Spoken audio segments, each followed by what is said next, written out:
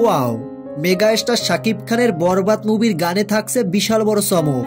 দেশীয় জনপ্রিয় শিল্পীদের পাশাপাশি বলিউডের জনপ্রিয় শিল্পীদের দিয়েও গাওয়ানো হবে বরবাদ সিনেমার গান।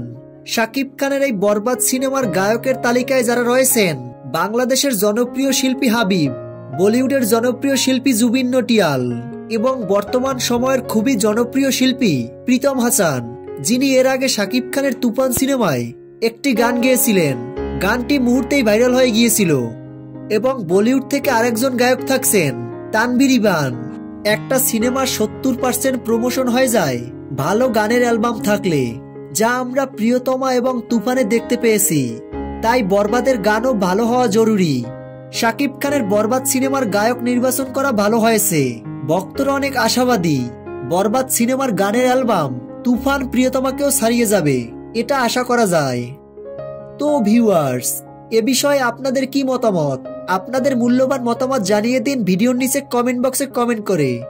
ভিডিওটি ভালো লাগলে একটা লাইক করে দিন। ধন্যবাদ।